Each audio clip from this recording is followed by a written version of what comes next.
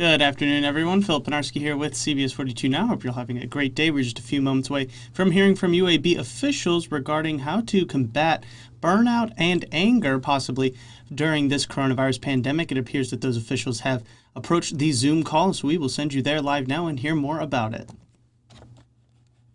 Actions tab. We will start off with a few words from Dr. Hayes. Dr. Hayes, the floor is yours.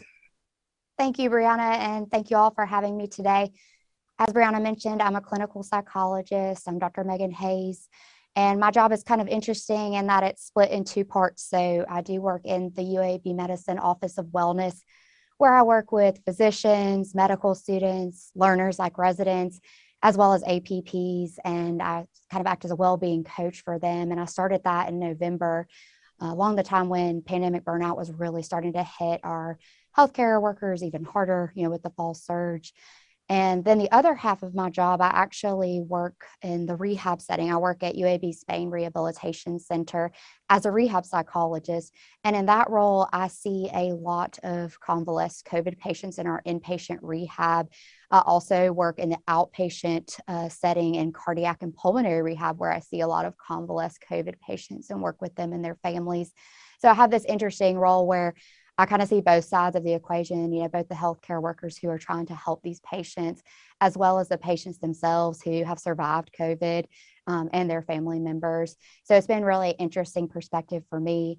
And just kind of one thing I wanted to do is just validate that it's been a long haul. I think all of us thought that this would, be things would look different by now. I think everyone was feeling really hopeful in June, and with the most recent Delta surge, it just has been really hard on both our healthcare professionals that I work with, as well as the patients and their families. And I think everyone's struggling in different ways right now.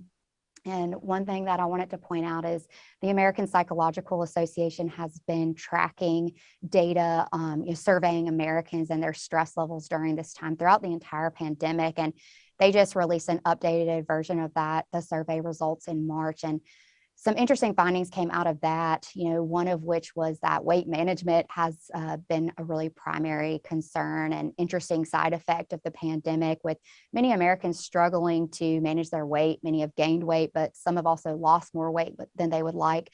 Insomnia or sleep disturbance being another issue reported by many Americans. Either they're sleeping too much or not sleeping enough.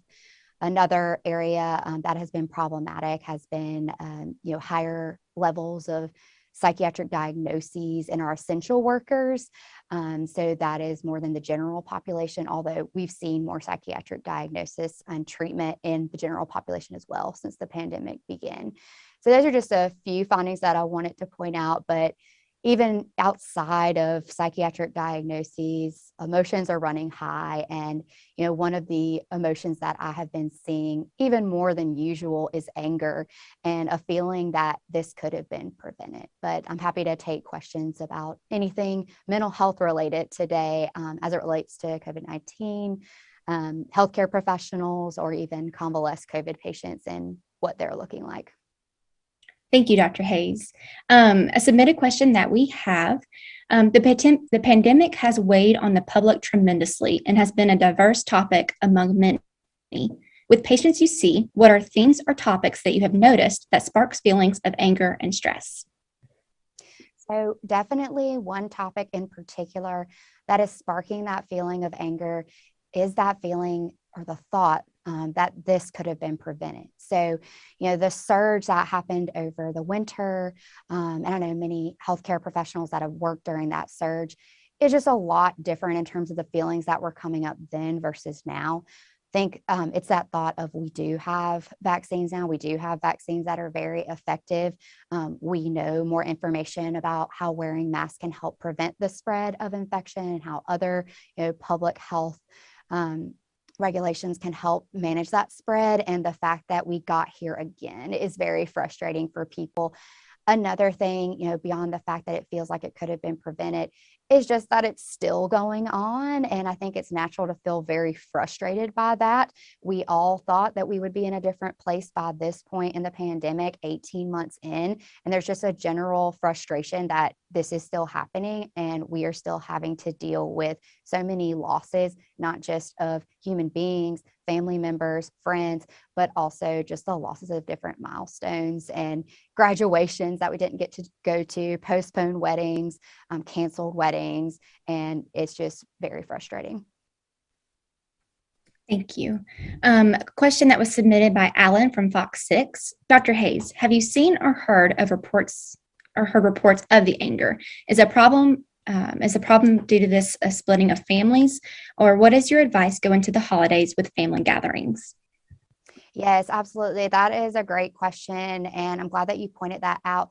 It is really sad and disappointing and an unfortunate side effect of this pandemic, also being wrapped up in the socio-political context, that it has led to a lot of division. So as a country, a lot of political division, and that has led to a lot of, kind of that issue coming up in families as well. So maybe one family member really refusing to get vaccinated while the rest of that nuclear family has gotten vaccinated. And so we have different vaccination statuses and very strongly different opinions on getting vaccinated, which of course leads to conflict for many families. And beyond that, just even wearing masks and other public health concerns.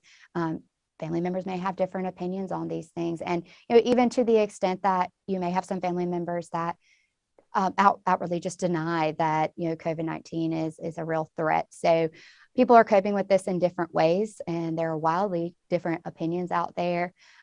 There's a issue of distrust of science that's going on right now, and so that has caused some division in families.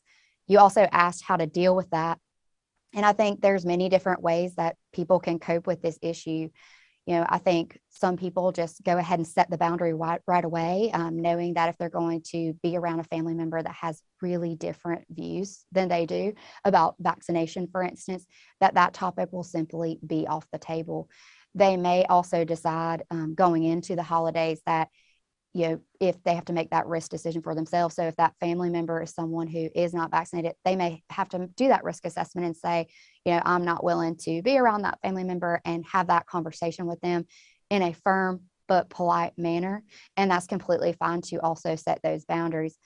Another thing that I always recommend is just communicating effectively and openly with family members in this type of situation. So rather than trying to suppress everything, you can at least give it a go with trying to talk to your family member and by remaining curious, right? So not trying to necessarily shove your opinion onto them, but try to have some empathy and gain some understanding about why they may have a different opinion than you do.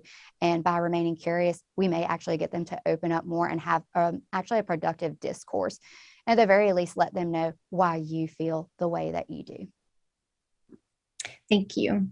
Another question. During the pandemic, a lot of people have found themselves struggling with information overload, especially due to social media. What are some recommendations that you may have to those that may be struggling with this? Yes, absolutely. And I would also add to that social media has led to misinformation overload as well, and a lot of confusing mixed messages out there. And I will say, social media algorithms, they do play to what you click on. So what ends up happening, and one of the reasons why sometimes opinions get so set in stone and even strengthened as we look at social media, is because of the algorithms. It does show us more and more things, like the articles or the images that we've already clicked on. They are meant to be addictive. I mean, that is how, these companies continue to survive and thrive. So it doesn't have to be a bad thing, but I would say that you need to be aware of that. And when you're going into social media, go in with a purpose. So maybe you are wanting to learn something more about pregnant women and the vaccine. So go in, kind of search for that particular content, find a source that you know is reputable and that you trust, and go ahead and read some information to get your question answered, and then maybe go ahead and get out of there. So the issue that happens when we're just mindlessly scrolling to the apps, something called doom scrolling, it has been definitely more prevalent during the pandemic, is that there really is an endless feed in these social media apps. We could stay on them for hours and hours, and it tends to be less and less productive as we're bombarded with so much information, as you mentioned, and a lot of negative news that is out there right now because there's so much happening in the world. But if we can limit our time in that way and have a specific purpose when we go in, that can help. If you get very distracted by notifications on your phone and that's leading you to get into these apps more often, you can turn off notifications on your phone. So just eliminate the push notifications. You can even schedule just certain times of day that you decide to consume these media sources and set limits for yourself. So you may suggest, you may say like 30 minutes might work for you to give that a try at first. But for some people, 30 minutes may not be attainable right away. Maybe they're already spending 6 to 8 hours on these apps. So in that case, start incremental. Maybe you cut down to 4 hours and then try 2 hours and so on. But definitely the answer is to limit the stimulus in the first place. Thank you. What would you say to encourage those who have been on the front line and are frustrated to keep pushing through and to not give up?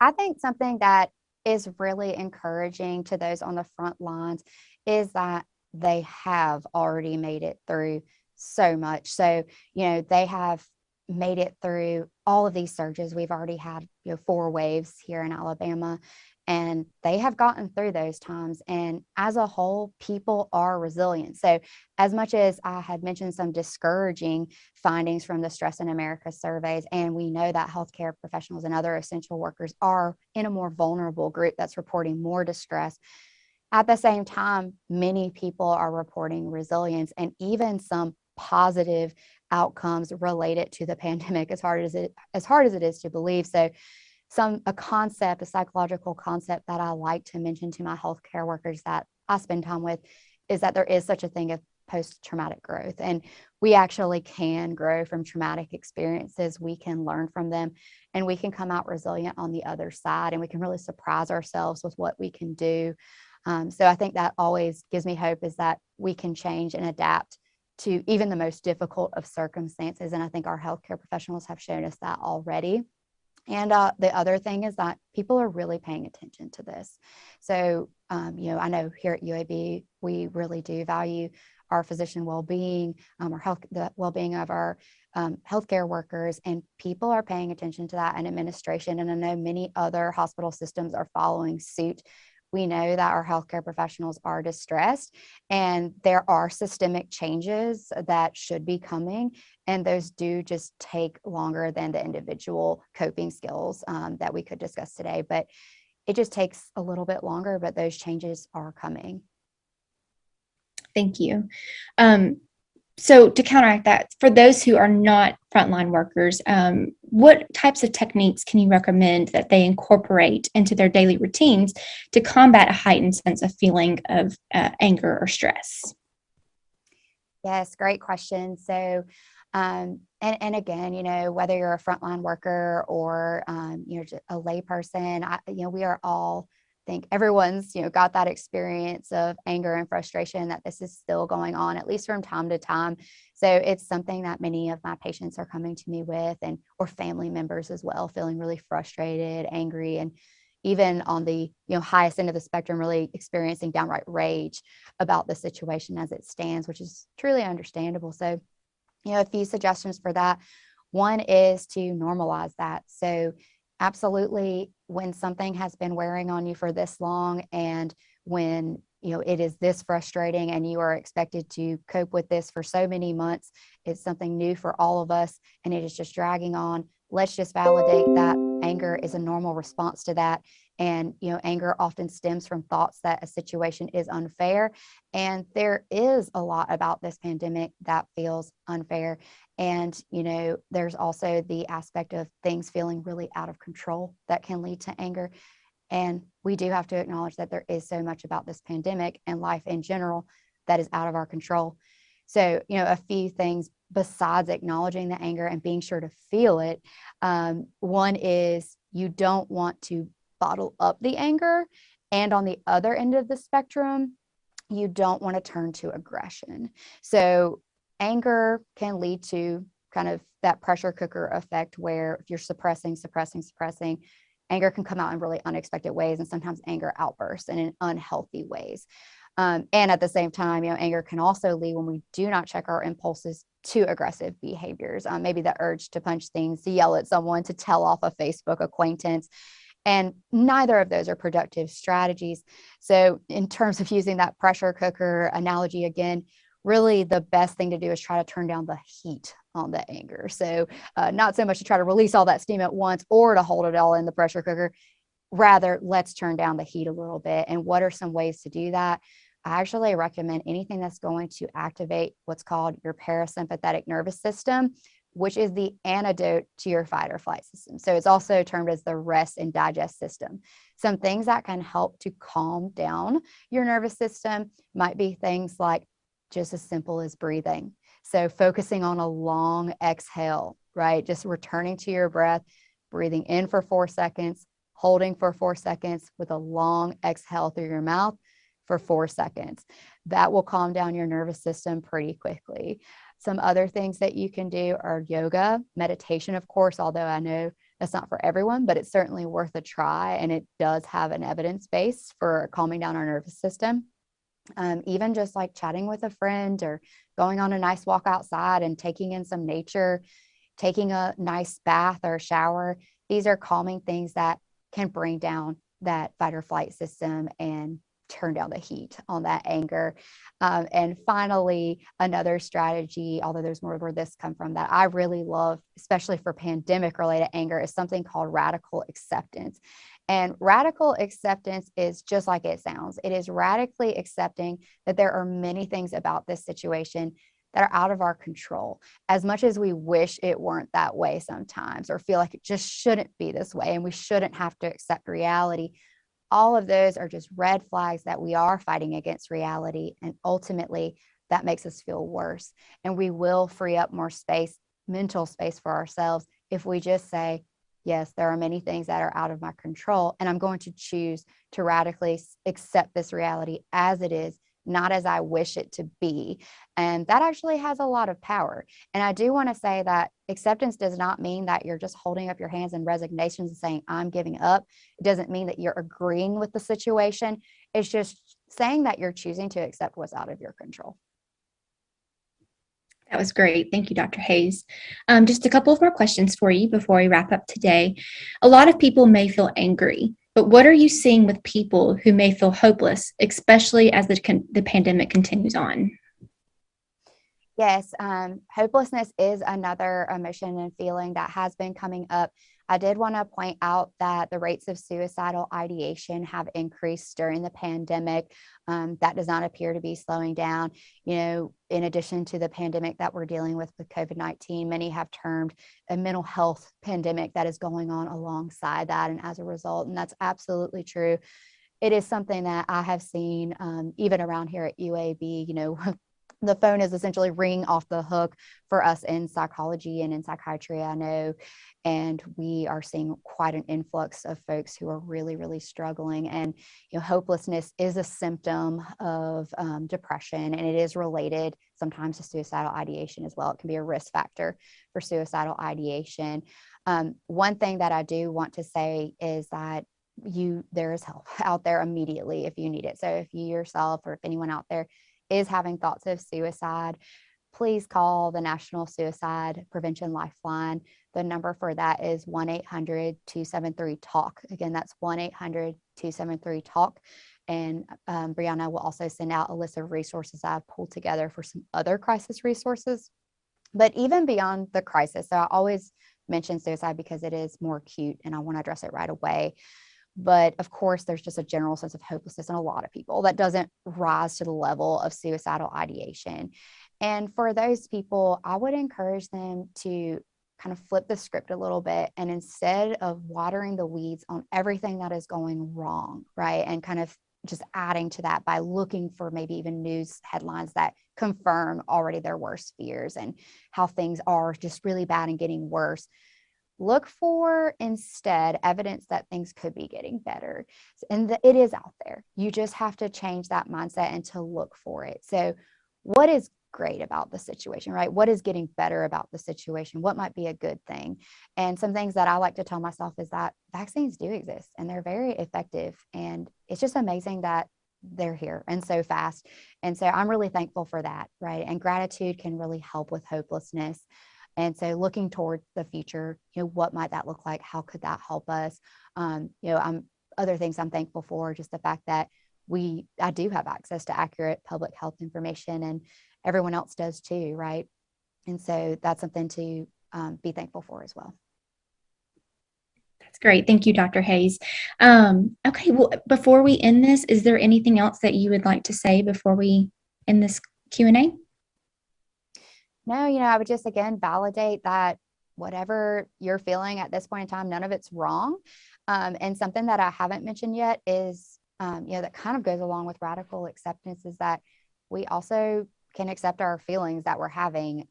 Something I'm seeing a lot of is people judging themselves for having some difficult emotions in the first place. So judging themselves for feeling angry, judging themselves for feeling anxious for so long, or down or depressed or hopeless. And when we judge ourselves for those emotions, we end up ultimately feeling worse. And I kind of phrase it as you're adding a layer of suffering to just pain that is inevitable. So a lot of us are in pain. You don't have to add that layer of suffering to yourself. Thank you. Thank you, Dr. Hayes, for your time. And thank you again to those who joined us today. Once again, we will be sending out the recording of this Q&A. And along with that, I will include the crisis resource links that Dr. Hayes mentioned earlier. Thank you, everybody, for joining, and have a great day.